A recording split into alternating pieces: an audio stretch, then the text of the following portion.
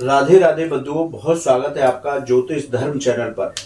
बंधुओं, इस वीडियो में हम बात करेंगे कन्या राशि और लग्न वालों के लिए नवंबर माह कैसा रहेगा। साथ ही आपको बताएंगे वीडियो के अंत में बेहद खास उपाय जिनको करके आप नवंबर माह को उत्तम फलदायी बना सकते हैं। बंधुओं, यदि आपने अब तक हमारा चैनल सब्सक्राइब नहीं किया तो प्लीज सब्सक्राइब कीजिए। आप सभी को दीपोत्सव पर्व की मंगलमय शुभकामनाएं। बंधुओं, अब चर्चा शुरू करते हैं कन्या राशि और लग्न वालों के लिए। तो कन्या राशि और लग्न वालों के लिए इस तरह के ग्रहों की गोचर की कुंडली नवंबर माह में रहेगी। यानी कि शुक्र आपके प्रथम भाव में आपकी राशि में कन्या राशि में संचरण करेंगे। आपके द्वितीय भाव में यानी कि धन के भाव में सूर्य और मंगल विक्रम नामक योग बना करके संचरण करेंगे।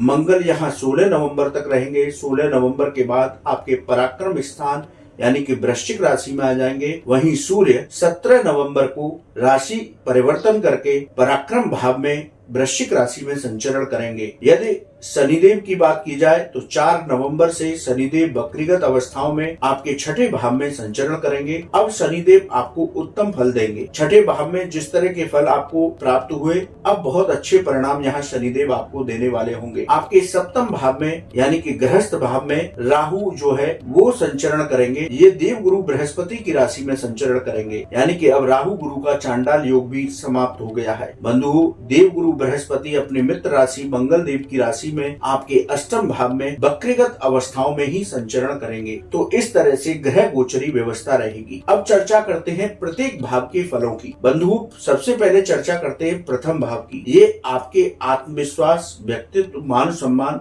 इसका भाव। यदि इस भाव की चर्चा की जाए तो आपके आत्मविश्वास में वृद्धि होगी। 17 नवंबर के बाद आपके विशेष योग बनेंगे। इसलिए 17 नवंबर के बाद आप यदि स्थान परिवर्तन करना चाह रहे हैं नौकरी में तो कर सकते हैं। नौकरी और व्यापार में 17 नवंबर से पहले कोई जल्दबाजी में निर्णय न लें। कोई ऐसा वायदा न करें जिससे कि आपका वायदा टूटे और आपकी नौकरी और व्यापार स्थान पर आपकी छवि को धक्का लगे। तो ऐसा कोई वचन किसी को न दें। 17 नवंबर के बाद आपकी आर्थिक स्थिति में, नौकरी में, व्यापार में बहुत अच्छे परिणाम, सफलताएं आपको प्राप्त होने वाली होंगी। बंधुओं, बात करते हैं आपके द्वितीय भाव की। ये भाव आपका धन का भाव है, आपकी वाणी का भाव है और आपके परिवार का भाव है। तो इस भाव की चर्चा करें तो यहाँ आप अपनी वाणी की मधुरता को बनाए रखें, वाणी पर नियंत्रण रखें, किसी से वाद विवाद की स्थिति से बचें। आपकी आर्थिक स्थिति सामान्य बनी रहेगी। यानी कि न आपको ज्यादा लाभ होगा न ज्यादा आपको नुकसान होगा। जिस तरह से स्टेबल रूप से आपका व्यापार चल रहा है, नौकरी चल रही है या धन का आवागमन हो रहा है, उसी तरह से स्मूथ स्थिति में चलता रहेगा।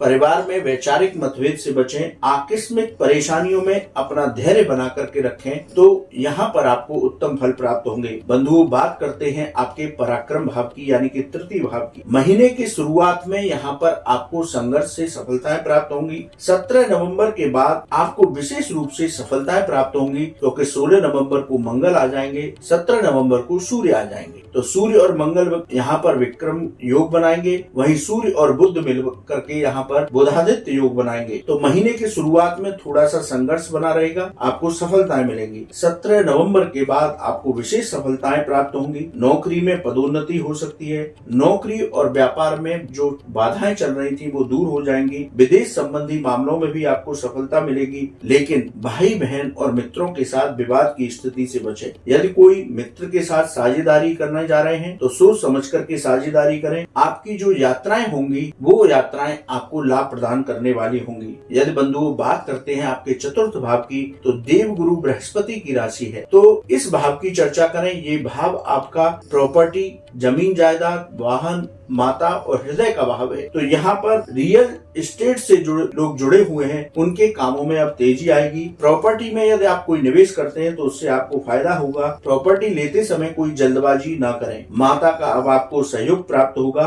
कमीशन संबंधी जो लोग काम करते हैं उनको लाभ प्राप्त होगा। बंधु, बात करते हैं पंचम भाव की। पंचम भाव के अधिपति छठे भाव में संचरण कर रहे हैं शनिदेव। पंचम भाव आपकी शिक्षा का है, आकस्मिक धन लाभ का भाव है। आपका संतान सुख का भाव है। यदि इस भाव की चर्चा करें तो स्टॉक मार्केट में यदि आप निवेश करते हैं तो सोच समझ करके निर्णय लें, लेकिन टेक्निकल फील्ड से जुड़े हुए जो विद्यार्थी हैं उनको विशेष सफलताएं प्राप्त होंगी। प्रेम संबंधों में थोड़ी खटास हो सकती है तो इससे बचने का प्रयास करें। गर्भवती महिलाएं अपने स्वास्थ्य का विशेष रूप से ध्यान रखें। संतान के साथ वैचारिक मतभेद ऐसी स्थिति परिवार में न बनने दें तो आपको उत्तम लाभ प्राप्त होगा। अब बात करते हैं बंधुओं आपके छठे भाव की। छठा भाव रोग, ऋण और शत्रुओं का भाव है। शनिदेव यहाँ पर 4 नवंबर तक बकरी अवस्थाओं में है। 4 नवंबर के बाद मार्गी होंगे तो आपको बेहतर परिणाम यहाँ दिखाई देंगे। हड्डी से जुड़े हुए रोगों से आप परेशान थे, अब उनमें लाभ प्राप्त होगा। श्वास संबंधी जो रोग आपको परेशान कर रहे थे वहाँ भी आपको थोड़ा संभल के रहने की जरूरत है। श्वास संबंधी रोग आपको परेशान कर सकते हैं। आर्थिक भार आपका कम होगा। यदि आपने कोई कर्ज लिया है तो कर्ज उतारने की स्थिति बनेगी। रुका धन आपको वापस मिलेगा। शत्रु पक्ष से अब परेशान होने की जरूरत नहीं है। शत्रु आपके परास्त होंगे, लेकिन फिर भी आपको चेतावनी देते हैं कि विवाद की स्थिति से बचे रहें। बंधुओं बात करते हैं सप्तम भाव की। सप्तम भाव पर राहु अब आ चुके हैं मीन राशि के साथ, तो व्यापार में कोई जल्दबाजी में निर्णय न लें। केमिकल से जुड़े हुए जो लोग हैं उनको लाभ प्राप्त होगा। शिक्षा क्षेत्र के व्यापार से जुड़े हुए लोगों को लाभ प्राप्त होगा। जीवन साथी के साथ आप अपने संबंध मधुर बना करके रखें। जीवन साथी के साथ छोटी छोटी बातों पर विवाद की स्थिति से बचें। यदि कोई व्यापारिक साझेदारी करने जा रहे हैं तो सोच विचार करके ही आगे बढ़ें, उसके बाद ही नई साझेदारी, नई डील करें। बंधुओं बात करते हैं आपके अष्टम भाव की। आकस्मिक घटनाओं, विदेश संबंधी मामले, रिसर्च का भाव है, तो विदेश संबंधी मामलों में अब आपको सफलता मिलेगी, क्योंकि गुरु राहु का चांडाल योग अब समाप्त हो गया है। गुरु अब अपने पूर्ण फल यहाँ पर प्रदान करेंगे। मेडिकल और IT से जुड़े छात्रों को सफलता मिलेगी। वीजा संबंधी आपकी रुकावटें चल रही थी वो भी अब दूर होंगी। विदेश यात्रा का योग आपका बनेगा। बंधुओं बात करते हैं आपके भाग्य भाव की। धार्मिक कार्य और उच्च शिक्षाओं के भाव की, यानी नवम भाव की। भाग्य का इस महीने आपको भरपूर साथ मिलेगा। धार्मिक कार्यों में आपका मन लगेगा। आपकी धार्मिक यात्राएं हो सकती हैं। उच्च शिक्षा से जुड़े हुए छात्रों को सफलताएं प्राप्त होंगी। बात करते हैं बंधुओं दसम भाव की। दसम के अधिपति जो है वो तृतीय भाव में संचरण कर रहे हैं। ये आपका आजीविका का भाव है, आपका कर्म का भाव है, आपका पिता का भाव है। यदि इस भाव की चर्चा की जाए तो लेखन और पत्रकारिता से जुड़े लोगों को सफलताएं मिलेंगी। नौकरी में पदोन्नति हो सकती है। व्यापार में आपका आर्थिक पक्ष धीरे धीरे मजबूत होगा। 17 नवंबर के बाद आपके पिता के साथ मतभेद हो सकते हैं, इसलिए पिता के साथ संबंधों को बना करके रखें। बंधुओं अब बात करते हैं आपके लाभ भाव की। लाभ भाव की चर्चा की जाए तो यहाँ राहु का संबंध, राहु की दृष्टि आपके लाभ भाव के साथ में रहेगी, तो आपको हर दिशा से लाभ प्राप्त होगा। योजनाबद्ध तरीके से आप आगे बढ़ते रहिए। आपको सफलताएं और लाभ चारों ओर से प्राप्त होने वाला है। व्यापार और नौकरी पर थोड़ा सा शत्रुओं से अपने सावधान रहें। कोई आपके खिलाफ षड्यंत्र कर सकता है। व्यापार और नौकरी में अपना हर काम स्वयं से देखें। किसी दूसरे पर आंख बूंद करके भरोसा न करें, बल्कि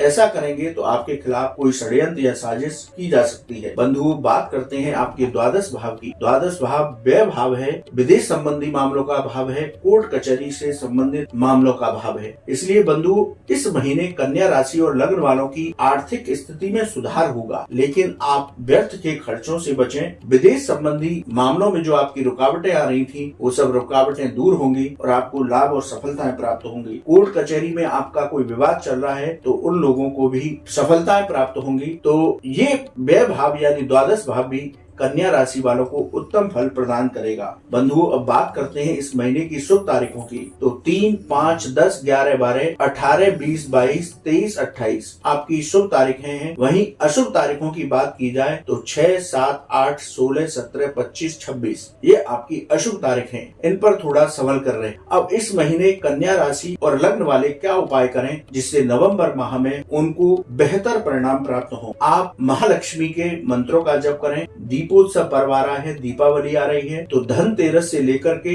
यम द्वितीया तक यानी 5 दिन तक दीपोत्सव पर्व है। इन 5 दिनों में विशेष रूप से कमल गट्टे की माला से महालक्ष्मी के मंत्रों का जप करें, गणेश जी को दूर्वा अर्पित करें, मंदिर में दीप दान करें, तो नवंबर माह कन्या राशि और लग्न वालों के लिए बेहद उत्तम परिणाम देकर के जाएगा। बंधुओं, आपको वीडियो कैसा लगा आप कमेंट बॉक्स में लिखें। यदि आपका कोई सवाल है तो आप हमारे व्हाट्सएप नंबर पर लिखें, हम जवाब जरूर देंगे। राधे राधे।